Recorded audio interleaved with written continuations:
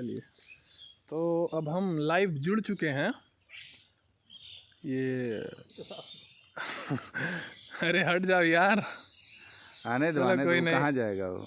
प्रकृति के रक्षक हैं। भैरव बाबा भी उनको गंध लगा होगा अभी ना किसी चीज़ का, वो खोज रहे होंगे, मछली वछली खोजने आए होंगे पानी में। बड़ा, चलिए आज आ जाइए, आपका भी दिखाई देते हैं। इतना साफ पानी है कि आप देख सकते हैं, शैडो नीचे आ रहा होगा। ये जो कुत्ता है उसका शैडो नीचे में, अब देख रहे कितना स्टिल वाटर है। और ये स्थानीय लोग यहाँ से पार हो रहे हैं। पहले तो आप ये पानी देखिए कि कितना शुद्ध और कितना साफ़ पानी है। और कुछ देर में आपको बताएंगे कि पानी आखिर आया कहाँ से और इतना पानी जा कहाँ रहा है। तो एक छोटे से नदी के रूप में ये आगे निकल जाता है और आगे चल के सदाबह नदी कहते हैं, उसमें जाकर के ये मिल जाता है। एक इसका ट्रिब्यूटरी हुआ, उद्गम यहीं से है इसका, तरफ जाता है ये। चलिए आपको दिखाते हैं। सबसे पहले तो ये आप पेड़ देखिए, ये जो विशाल पेड़ है, इतने बड़े पेड़ शायद आपने शहरों में तो नहीं देखा होगा। इसका तो मैं दावा कर सकता हूँ। ये कहुआ का पेड़ बोलते हैं इसको। प्रकृति के रक्षक तो है ही, साथ ही साथ ये करोड़ों के संपत्ति भी हैं। जिन किसी भी इंसान का होगा ये एक है। अच्छा, ये सार्वजनिक है, लेकिन है तो ये करोड़ों का संपत्ति। आप अगर टिम्बर में लकड़ी लेने जाएं और कभी रेट पता करें तो आपको पता लग जाएगा। ऊपर देख रहे होंगे तो आपको एक जूम होगा, अगर जूम होता है तो मैं दिखाना चाहूँगा।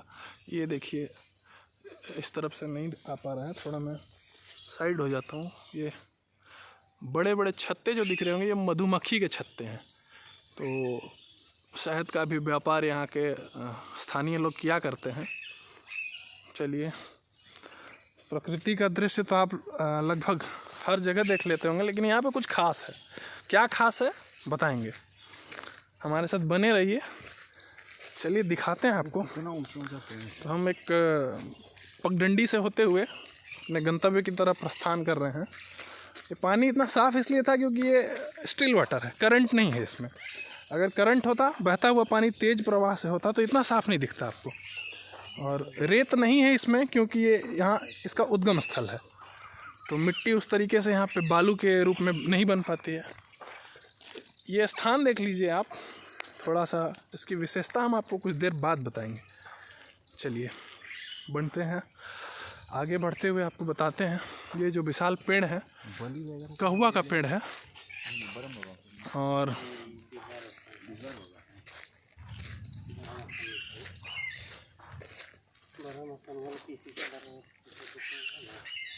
देख रहे हैं कितना सुंदर दृश्य है। झाड़ियाँ हैं, पेड़ हैं, तरह तरह के वनस्पतियाँ हैं। इसे पुटुस का झाड़ कहते हैं। शहर के लोग तो नहीं जानते होंगे। ये देखिए कितना सुंदर फूल होता है इसका। और इसके दाने जब ये पक जाता है, देखिए हरा हरा है, कच्चा है तो, और ये पका हुआ है, काला वाला जो है पका हुआ है। इसे लोग खाते हैं, इसे खाया भी जाता है। इसे हम खाकर दिखा रहे हैं। हमारे साथ हैं, देखिए बड़ा मीठा लगता है। कैसा लगता है? टेस्टी लगता है, बहुत मीठा। चलिए, और ये गांव का एरिया है। इस क्षेत्र से होते हुए पगडंडियों के सहारे आगे बढ़ेंगे। ये बांस का झुरमुट है, पलामू जिले का, आपको पलामू जिले का। हाँ बिल्कुल, हम अपने दर्शकों को बताएंगे कि ये जगह कौन सा है। पहले हम आपको उस पुलिया के पास ले चलते हैं, उसके बाद यहाँ के बारे में आपको बताएंगे। धीरे धीरे हम आगे बढ़ रहे हैं अपने गंतव्य की तरफ। क्योंकि बारिश का मौसम है तो उमस काफ़ी है, हमारे शरीर से निरंतर पसीना का प्रवाह हो रहा है। हमारे जो कपड़े हैं वो लगभग भीग चुके हैं। चलिए, आपको ये एक छोटा सा पुलिया नज़र आ रहा होगा। मैं अभी बोल रहा था कि कुछ खास है यहाँ, कुछ चमत्कारी है, उसके बारे में बताऊँगा। हम पहुँचने वाले हैं, थोड़ी दूर पे हैं। तो सबसे पहले आप यहाँ देखिए, जो जमा हुआ पानी नज़र आ रहा होगा, ये दरअसल जमा हुआ पानी नहीं है। ये जो मैंने अभी बताया कि यहाँ से निकलकर, और वो जो कौन सा नदी बताया था आपने, सदाबह नदी में जाकर के जो ये बहकर पानी जाता है, अभी जहाँ बड़े बड़े पेड़ थे। तो हम इसका उद्गम स्थल आपको दिखाते हैं। सबसे पहले तो ये देखिए, अगर आप देख पा रहे होंगे तो बुलबुले आपको नज़र आ रहे होंगे इस खड़े पानी में। पहले आप देखिए, तो आपको मैं अंधविश्वास की दृष्टिकोण से नहीं बताऊंगा, ज्योग्राफी की टर्म में इसे गीज़र्स कहते हैं। गीज़र्स वो ऐसा जगह होता है, हिंदी तो नाम मुझे नहीं पता, गीज़र्स ऐसा जगह होता है जहाँ से ज़मीन के नीचे से खुद ब खुद पानी का रिसाव होता है, और अगर वो गर्म पानी का रिसाव होता है तो उसे हॉट स्प्रिंग्स भी कहते हैं, और ठंडे पानी को गीज़र्स और कुछ और नाम से भी कहा जाता है, लेकिन मुझे गीज़र्स पता है। आपको पास आकर दिखाता हूँ कि किस प्रकार से हम बुलबुलें फेंक रहे हैं। ये देखिए, अपने आप उस जगह पे आपको नज़र आ रहा होगा कि वाइब्रेशन जैसा कुछ लग रहा होगा, छोटे छोटे राउंड सर्कल्स बन रहे हैं। चलिए, छोटा सा ये हौदा बनाया हुआ है, वहाँ से पानी निकल रहा है। चलिए, ये पानी आ कहाँ से रहा है आपको बता रहे हैं। यहाँ पे देखो, यहाँ पे किस टाइप का बुलबुला निकल रहा है। कभी कभी आ रहा है तो हम दिखाएंगे। ये देखिए, एक छोटा सा, बिल्कुल छोटा सा, आपके पंजे जितना, जो हाथ का पंजा है उसके जितना एक छोटा सा छेद है, और अगर हम सामने की ओर दिखाएं, आवाज़ इसका सुनिए, आवाज़ तो ना तो यहाँ पे कोई नदी है, ना कोई नाला है, ना कोई ऐसा खेत है जहाँ पे कि पानी जमा हुआ हो, लेकिन ऊपर आप देख सकते हैं मक्के का खेती है, अभी नया नया लगा हुआ है। और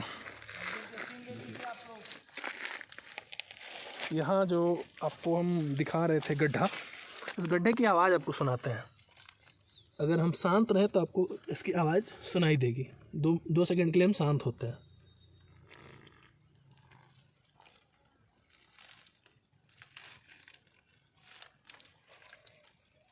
तो आपने देखा ये गड्ढा, यहाँ से पानी निकल रहा है। ये पीने लायक कोई पानी है?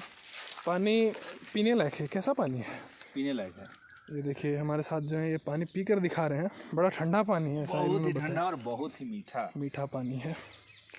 ऐसा लोग कहते हैं कि ये पानी जो है 24 घंटे सालों भर यहाँ से निरंतर प्रवाह होता है, और ऐसा नहीं है कि ये थोड़ा बहुत पानी है। ये पानी जो है, अगर हम इसे गणित के गणना के हिसाब से देखें, ये पानी निरंतर प्रवाहित हो रहा है। 1 मिनट में 14 से 15 लीटर पानी निकलता है। 1 मिनट में यहाँ से बताते हैं कि 14 से 15 लीटर पानी का रिसाव होता है। और अमूमन हम देखते हैं कि जहाँ से नदियाँ शुरू होती हैं, इसी छोटी छोटी प्रकार की धाराएं निकलती हैं, और बाद में सब मिलकर एक बड़ा नदी की रूप ले लेते हैं, और उस नदी को फिर अंत में जा कर के समुद्र में मिला दिया जाता है। मिला क्या दिया जाता है, ये प्रकृति का अपना सिस्टम है, उस प्रकार से चलते हैं। चलिए, आपको मंदिर का दर्शन कराते हैं। एक प्राचीन मंदिर नज़र आ रहा होगा आपको। तो दरअसल ये मंदिर है क्या, किस चीज़ का मंदिर है, किसने बनवाया, कब बना और क्यों बना, इसके पीछे भी हम चर्चा करेंगे। आपको पहले बाहर से इसका दृश्य दिखा दें। ये 4 दीवारी है मंदिर के बाहर की, सुंदर सुंदर फूल लगाए गए हैं अंदर, बाहर की तरफ भी, और आपको छोटे छोटे 3-4 मंदिर दिख रहे होंगे, और एक बड़ा सा गर्भगृह नज़र आ रहा होगा। हम अंदर की तरफ प्रवेश करते हैं। 5 मंदिर, अच्छा, कुल मिलाकर 5 मंदिर हैं यहाँ पे। ये चापाकल की भी व्यवस्था की गई है, जो भी श्रद्धालु आएंगे उनके लिए व्यवस्था है। सोलर का भी व्यवस्था है। लाइट रहे ना रहे, बिजली की व्यवस्था रहे ना रहे, फिर भी यहाँ पे रोशनी ज़रूर रहेगी। चलिए, ये एक चबूतरा है, शंकर जी का चबूतरा है। आप देखिए, शिवलिंग, लोग आकर यहाँ पे शिवलिंग रखते हैं, मनोकामना पूर्ण। जगह जगह से जब तीर्थ यात्रा करके लोग पहुँचते हैं तो अपने साथ शिवलिंग लेकर आते हैं, और उस शिवलिंग के काफ़ी उमस है यहाँ पे, बहुत गर्मी है, फिर भी हम आप लोगों को दिखाएंगे। दुर्गा जी हैं। ताला तो बंद है बाहर से, लेकिन हम ग्रिल के सुराख से आपको दिखाना चाहेंगे। दुर्गा माँ का प्रतिमा है, मूर्ति है, और उसकी पूजा की जाती है। यहाँ काफ़ी भक्त यहाँ पहुँचते हैं। डेली शाम को 4 बजे यहाँ पे कीर्तन का प्रोग्राम भी होता है। लोग बताते हैं कि यहाँ पे प्रतिदिन 4 बजे कीर्तन का और भजन का प्रोग्राम किया जाता है। बजरंग बली, ये वीर बजरंग बली हैं। आप हनुमान चालीसा का भी पाठ कर सकते हैं। जय बजरंग बली। आप देखेंगे सुंदर सा, क्या बोलते हैं इसको, किस चीज़ का ये फूल है? चमेली। चमेली का फूल है, अंग्रेजी में इसे जैस्मिन कहते हैं। ये उड़हुल का फूल, ध्वज, बजरंगबली का अपना ध्वज भी है। और छोटे जो मंदिर थे 2 हमने आपको दर्शन करा दिए हैं। और ये सूर्य भगवान का मंदिर है। ये देखिए, यहाँ सूर्य नारायण अपने घोड़े पे सवार हैं। और छठ में यहाँ पे काफ़ी भीड़ लगती है, क्योंकि छठ सूर्य नारायण और छठी मैया का त्यौहार माना जाता है। फिर आपको अगले मंदिर की तरफ ले चलते हैं।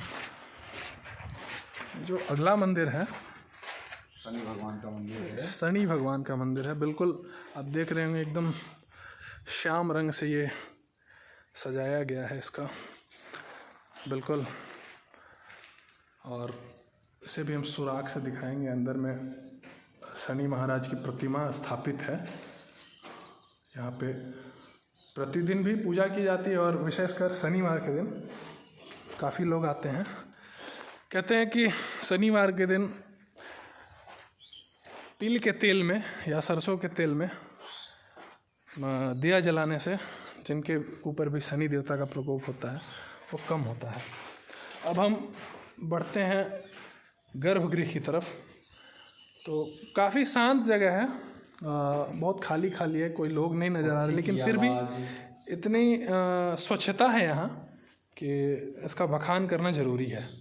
चलिए गर्भगृह में देखेंगे तो यहाँ पे शंकर जी विराजमान हैं लिंग के रूप में। काफ़ी अंदर जगह है और ये काफ़ी पुराना मंदिर लग रहा है, क्योंकि हम अगर इसके छत के ऊपर देखें 1970-72 के आसपास का मंदिर है। बताते हैं कि ये 1970-72 के आसपास में बनाया गया था। क्या आप बता सकते हैं इसकी ढलाई को देखकर समझ सकते हैं कितना पुराना मंदिर होगा। बिल्कुल। अब ऐसी ढलाई अमूमन दिल्ली और हरियाणा में देखने को मिल जाती है, क्योंकि पुराने समय में वहाँ 2 तल्ला 3 तल्ला मकान बनाने का प्रयोजन हुआ करता था, इसलिए लोहे की रेल की पटरियाँ जैसी बीम दी जाती थी। और देखिए, अगर आप इसको गौर से देखिएगा, थोड़ा इशू रहा है इसमें। बोल्डर से इसका निर्माण किया गया है और उसमें सुर्खी और चूना, जी चूना और सुर्खी के द्वारा इसका लेप लगा करके छड़ और जो बीम दी गई है, लोहे की पट्टियाँ हैं, उसकी मदद से इसकी ढलाई की गई है। काफ़ी अच्छा लग रहा है, काफ़ी पुराना है मंदिर ये।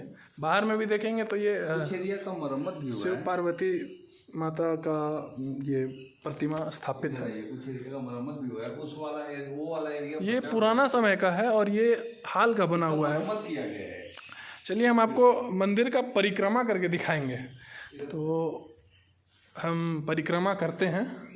अच्छा, इधर से ये हम अभी गलत काम करने जा रहे थे, तो हमें पंडित जी ने बताया कि हमें किस तरह से घूमना चाहिए। पंडित जी एक बार फिर बताएंगे दर्शकों को। बाईं ओर से दाईं ओर जाना है। पंडित जी कहते हैं कि अपनी बाईं ओर से दाईं ओर की तरफ हमें किसी भी मंदिर में जाकर परिक्रमा करनी चाहिए। अगर आप कभी किसी धार्मिक स्थल, किसी तीर्थ स्थल पर जाएं तो इस बात का ध्यान रखेंगे और अपनी आस्था को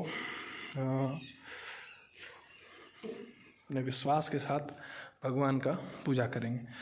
हमने परिक्रमा किया तो देखा कि काफ़ी चौड़ा, बिल्कुल जो कि काफ़ी पुराना स्ट्रक्चर आपको देखने से ही लगेगा। आप बिल्कुल ये कैमरा लेंगे और थोड़ा दिखाएंगे, आपको देखने से ही लगेगा कि काफ़ी पुराना स्ट्रक्चर है मंदिर का। काफ़ी पुराना, ऐसा देखने को लिए नहीं मिलता है। गोल गुंबद सा आकार है अंदर की ओर और सजावट है, मुझे लगता है हाल में किसी त्योहार में। बेसर संस्कृति के द्वारा इसका निर्माण हुआ है मंदिर का। कौन सी संस्कृति? बेसर संस्कृति के तहत जो कला है, के नीचे जस्ट गर्भगृह होता है इसका। अच्छा।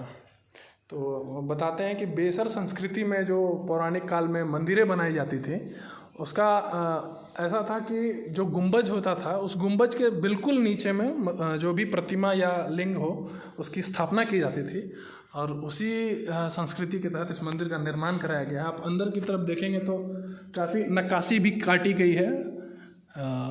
अच्छा लग रहा है देखने से। रखरखाव गाँव के लोगों के द्वारा ही की जाती है। जी। और प्रतिदिन शाम 4 बजे से यहाँ पे कीर्तन किया जाता है। लोग जुटते हैं, अगल बगल के गांव के लोग और सारी महिलाएं जुटती हैं। जी जी। कीर्तन करती हैं यहाँ पे। बगल में बिहवार बाबा हैं, वहाँ से जहाँ से हम लोग हाँ बिल्कुल, अभी जहाँ से हम लोग आ रहे थे आपको जो पेड़ पौधे हमने दिखाए, हरियाली जो दिखाई, वहाँ पे पूजा पाठ भी किया जाता है, सारा चीज़। अच्छा अच्छा। और कुछ बलि वगैरह भी दी जाती है। बलि, चूँकि हम तो जीव हत्या के खिलाफ हैं और हम चाहते हैं कि हमारा संविधान भी यही कहता है कि किसी भी जीव का, चाहे वो इंसान हो या कोई जानवर हो या कोई जंतु हो, किसी भी चीज़ की हत्या नहीं होनी चाहिए। सबको जीने का अधिकार है इस धरती पे, और सनातन संस्कृति भी यही कहती है। लेकिन कुछ मान्यताएं हैं जिसके तहत लोग अपनी आस्था के लिए बलि का प्रयोजन किया करते थे। हालांकि अब तो ना के बराबर रह गई हैं, लेकिन फिर भी ऐसा होता है कि लोग बलि का प्रथा को चला रहे हैं। मेरा मानना है कि इसको जल्द से जल्द ख़त्म कर देना चाहिए। और हालांकि धार्मिक आस्था का सवाल है तो इसमें ज़्यादा हस्तक्षेप भी नहीं करना, बिल्कुल सही बात है। अपनी अपनी जो भी मानसिकता है उसके हिसाब से। आप इधर आइएगा तो आप पक्षी का आवाज़ सुन सकते हैं। अगर हम लोग कुछ समय शांत रहें जी जी। तो ये एक स्टोर रूम है मंदिर का, इसमें आप देखेंगे। और देखिए ज़्यादा कुछ यहाँ पे सिक्योरिटी सिस्टम भी नहीं है, लेकिन फिर भी इतना सेफ्टी, मतलब श्रद्धा भक्ति है यहाँ के लोगों के अंदर, और इतना केयर करते हैं, सच्चे विचार के लोग हैं टाइप का। आज के टाइम में अगर छोटा सा कुछ भी सामान अगर खुले में रहता है तो गायब होने का, चोरी होने का डर रहता है। बिल्कुल बिल्कुल। लेकिन यहाँ पे इससे साफ पता चलता है कितना सेफ है यहाँ पे। बिल्कुल बिल्कुल, भगवान के प्रति लोगों का आस्था है, लोग सच्चे हैं, जिम्मेवार लोग हैं। बिल्कुल सही बात है आपकी, हम आपका बिल्कुल सहयोग करेंगे। आइए आपको दिखाते हैं जो छोटा सा एक वनखंड कह लें, या फिर कह लें कि वनस्पतियों का ये ज़ख़ीरा है।